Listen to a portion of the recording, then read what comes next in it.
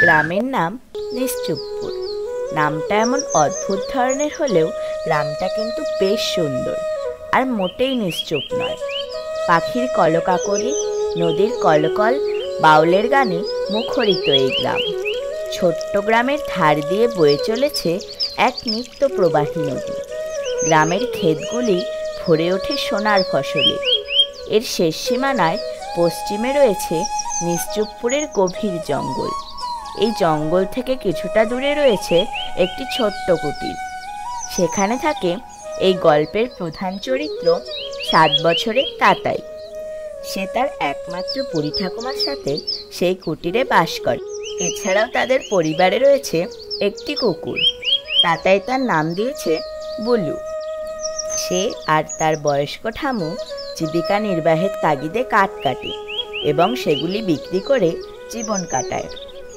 এখন শীতকাল, আর 2 দিন পরেই পৌষ সংক্রান্তি। তাই এখন থেকেই বাড়ি বাড়ি তোড়জোড় লেগে গেছে পিঠে তৈরি। সারা গ্রাম ম করছে গোবিন্দভোগ চালের পিঠের গন্ধে।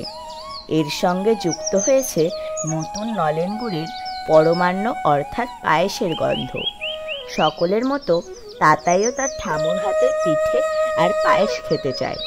তাই সেদিন সকালবেলা তাতাই তার ঠামুর কাছে বায়না ধরে, ঠামু, ও ঠামু, আমাকে তুমি এবার পিঠে পায়েস করে খাওয়াবে না?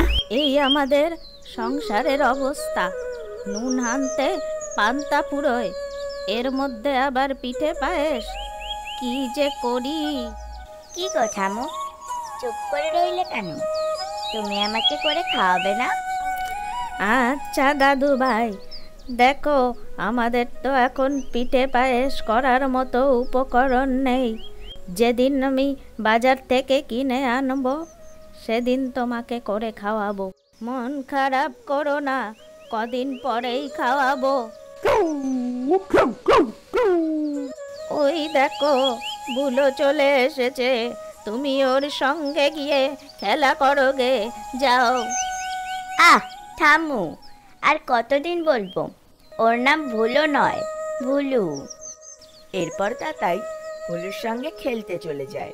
দুপুরবেলা পুকুর থেকে স্নান করে এসে দুমুঠো জল ভাত খেয়ে আবার খেলতে বেরিয়ে পড়ে। সন্ধ্যের সময় ফিরে এসে দেখে ঠামু বিছানায় কাঁথা জড়িয়ে শুয়ে আছে। তাতাই কাছে গিয়ে দেখে ঠামুর ধুম জ্বর। তাতাই তার ঠামুকে ওষুধ দিয়ে হেরিকেনের নেভু নেভু আলোটা ফুক করে নিভিয়ে দিয়ে শুয়ে পড়ে। ভোরের দিকে জ্বরটা আরো বাড়ে। একটু বেলা হলে ঠামুই ওই অসুস্থ শরীরে কুড়ুল হাতে বেরোতে গিয়েও অসুস্থ হওয়ার দরুন বেরোতে পারে না। তখন তাতাই তার ঠামুকে বলে, তুমি তো এখন অসুস্থ, তোমার আজ কাঠ কাটতে যেতে হবে না। দাদু ভাই, কাঠ না কাটলে আমাদের চলবে কি করে? আজ আমি যাবো জঙ্গলে কাঠ কাটতে। তুমি পারবে দাদু ভাই? হ্যাঁ ঠামু, আমি পারবো, তুমি কোনো চিন্তা করো না বলে কুড়ুল হাতে বেরিয়ে পড়ে জঙ্গলের উদ্দেশ্যে। তবে সন্ধ্যের আগে ফিরে এসো কিন্তু।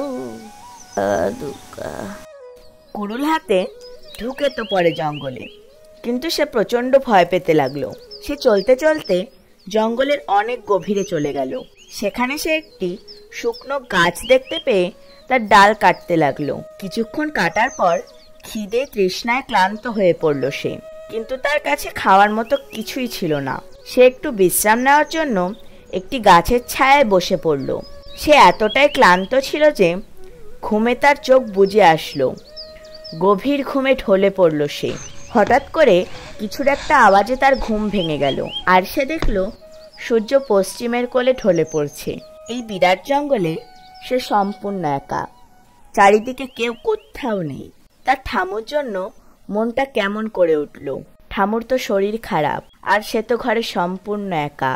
সে তাড়াতাড়ি উঠে বাড়ি যাওয়ার জন্য হাঁটতে লাগলো। পুরো জঙ্গল শীঘ্রই গভীর অন্ধকারে আচ্ছন্ন হয়ে গেল। তাতাইয়ের গা ছমছমে অনুভূতি হতে লাগলো। আজ ভুলুও তার সঙ্গে আসেনি। হঠাৎ একটা দূর থেকে ভেসে আসা কুকুরের ডাকে কেঁপে উঠল তাতাই। সে চোখ বন্ধ করে অসহায়ের মতো তাড়াতাড়ি হাঁটতে লাগলো। তার কানের কাছে খালি বাজছিল, ঠামুর সেই ডাক। তবে সন্ধ্যের আগে ফিরে এসো কিন্তু। চলতে চলতে হাঁপিয়ে পড়ল সে। সে দূরে একটি আলোর আভা দেখতে পেল। একটু এগিয়ে গিয়ে দেখলো একটি কুটির। সে সামনে গিয়ে দেখলো দরজাটা একা একাই খুলে গেল। সে দেখলো একজন বুড়ির মতো কেউ তাকে ভেতরে যাওয়ার জন্য আহ্বান জানাচ্ছে। প্রথম তাকে দেখেই সে আঁতকে উঠেছিল, কারণ তার চেহারা অনেকটা তার ঠামুর মতোই ছিল, যদিও সে অন্ধকারে তার মুখটা পুরোপুরি দেখতে পায়নি। পরক্ষণেই সে লক্ষ্য করল গোবিন্দভোগ চালের তৈরি পিঠের গন্ধ আসছে।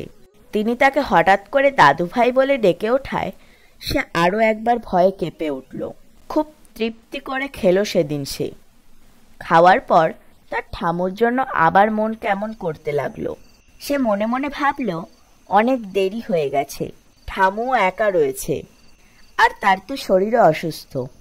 কিন্তু সেই বৃদ্ধা তাকে বলল, এই রাত বিরেতে কোথাও যেতে হবে না, আজ রাতটা এখানে থেকে যাও, কাল সকাল সকাল বেরিয়ে পড়ো। তাতাইও তার অনুরোধে না করতে পারল না, থেকে গেল সেই রাত্রে বৃদ্ধার কাছে। পরদিন সকাল সকাল বেরিয়ে পড়বে বলে সে উঠে পড়ল তাড়াতাড়ি। কিন্তু অদ্ভুত ব্যাপার এই যে সে বৃদ্ধাকে সে আর কোথাও খুঁজে পেল না। কিন্তু সেই দিকে কোনো আগ্রহ না দেখিয়ে সে কুটির থেকে বেরিয়ে খুব দ্রুত হাঁটতে লাগলো বাড়ির উদ্দেশ্যে। তাদের কুটিরের কিছু আগেই সে দেখলো বুলু তার জন্য অপেক্ষা করছিল, আর তার নিষ্পাপ ছোট্ট দুটি চোখ বেয়ে জল পড়ছে।